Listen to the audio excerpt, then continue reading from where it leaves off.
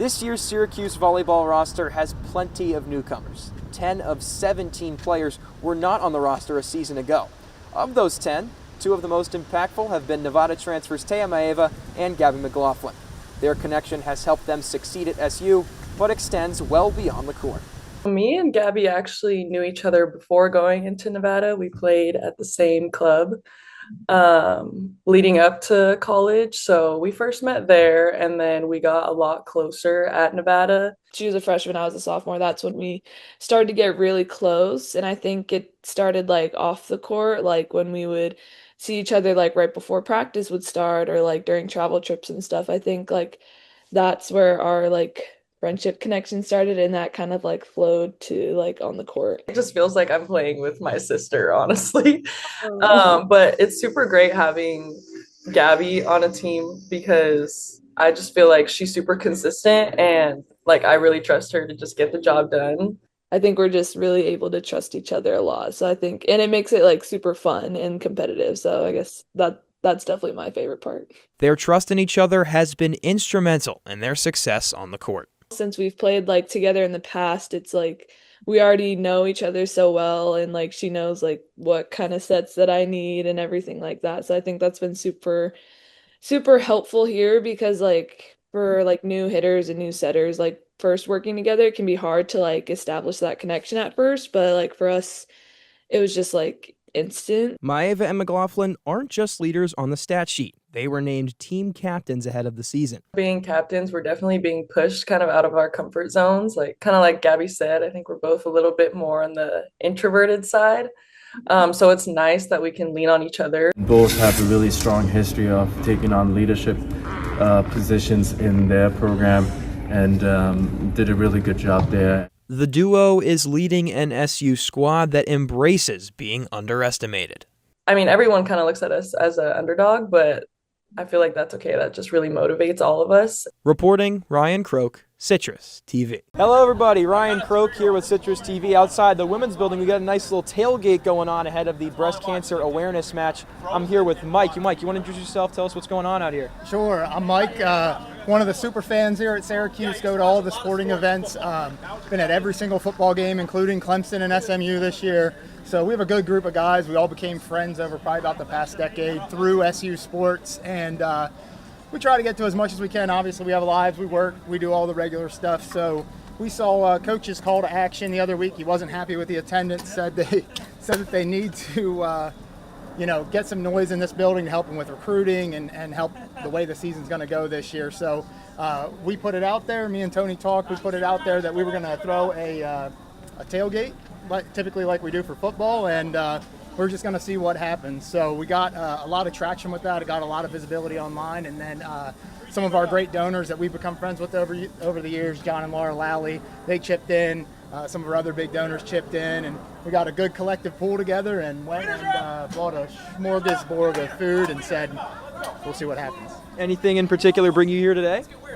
Well, I mean, just like I said, Coach's call to action. This was obviously a bye week with football, back in town from work travel. So I just said, all right, this is the game, circled it on the calendar and said, that's the game, we're going to do it. And we went forward with it. Awesome. You mind if we take a look and see what you got on the grill? Go for it. Awesome. Grilling burgers and dogs out here, it seems. Mike's doing a great job over here. Strictly burgers and dogs today. So, yep, just finishing up. We've been at this since about 4 o'clock. So crowd has steadily rolled in, and I think we've fed almost everybody. So I think we got the perfect amount for this tailgate, and we'll look to do it with other sports. We've already heard from some coaches from some other programs, and we're going to try to do what we can for everybody. Awesome. Sounds great. Here with Mike at the women's building, Ryan Croke, Citrus TV. I mean, they have so much depth on this team, and we have a lot of depth here in our Citrus TV beat reporters. So we bring in our volleyball beat, Ryan Crook. Ryan, thanks for joining us. We could get into a lot of the weeds of this team. We could talk about the stars, but really I want to hear about the more undervalued players on the team. So which player would you say is making the biggest impact, but not getting the credit they deserve? Yeah, I'd say it's right side hitter Sydney Waller. Coach Bakir Ganesh-Ratnam said before the season that she took a huge leap in preseason, and we're seeing it right now. She's been wildly efficient. 246 hitting percentage at the right side. That's second on the team among players with at least 50 kills, and she's third on the team in averaging 2 kills per set. She's been unbelievable. Yeah, that's I mean, she really has been unbelievable, and you could talk about so many of the other players as well, Ryan, but when we talk about not only Waller and McLaughlin and also Skylar George, all these players that make an impact night in and night out, what would you say is really the biggest strength of this team as a whole? Well, we touched on a lot of the digs that we saw in that UVA match, and I want to talk about their versatility, because I think this is what makes this team, gives this team a chance to maybe make some noise in ACC play, which is going to be difficult.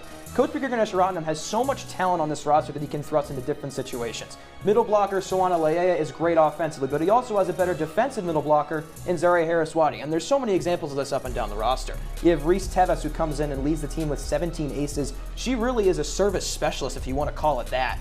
But that's really her designated role in this team, and there's so many instances of this up and down the roster where they have individual players that come in for specific situations and are able to thrive. All right, well, we're not going to stop you from continuing to come into our studios to break down this volleyball team for the rest of the season. If you want to follow Ryan, you can follow him on X at @RyanCroke_. Thanks for joining us, buddy. We appreciate it. Happy to be here. Entering tonight's match with Colgate, Syracuse volleyball had one thing on its mind: revenge. However, it was not to be, as the Orange fell to the Raiders 3-1 for the second time in 2 days. Head coach Peter Ganesh-Ratnam said it wasn't a disappointing performance from his players, but rather from his fans. My message to the fans is that they shouldn't get outlasted by the Colgate fans. You know, this is Syracuse, and we have a handful of Colgate fans, and they were louder than the entire gym. This team is young, this team is new. Even when we're down 1-7 in the first set, they didn't put their head down. We're working actively to find solutions to get back into that set and find a way to compete. We want the crowd to get behind this team. You know, this crowd can make a huge difference. You know, this crowd can help this team. They should get off the phone and get into the match and make some noise. That's my message. Yeah. If you watch our team. They had the band in the gym, 15 people.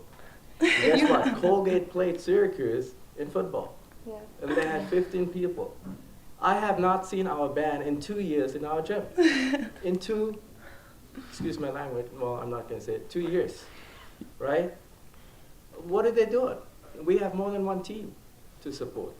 The SU home crowd has a chance to respond to Coach Ganesh-Ratnam's comments when Syracuse meets Siena on Friday at 6. Reporting from the Women's Building, Ryan Croke, Citrus TV.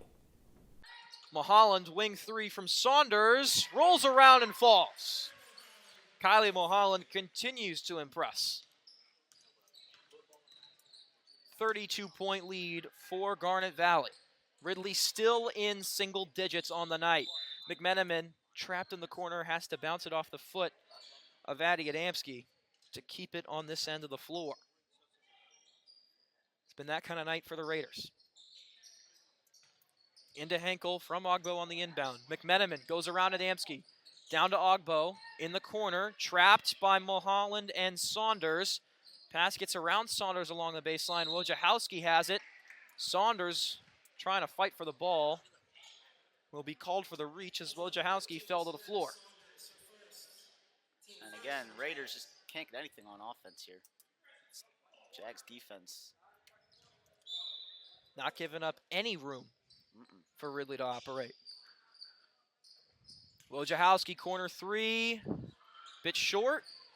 Mulholland on the glass. Faced a trap and passed in the direction of, I believe that was Kylie Adamski, but a bit too fast, a bit too far away for the Adamski twin to grab the ball. Henkel on the inbound.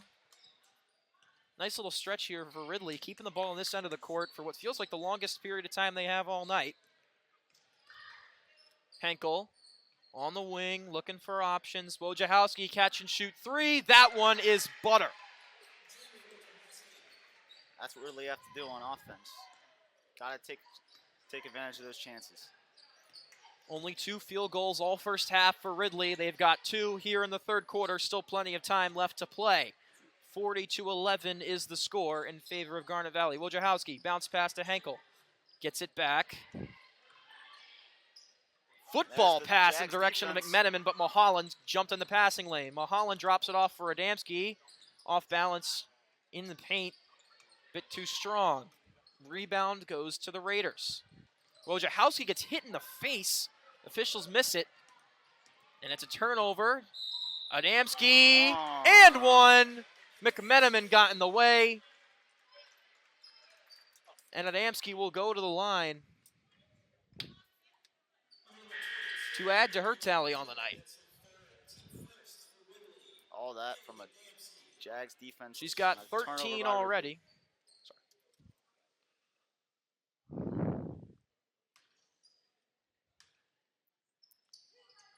And make it 14 for the senior.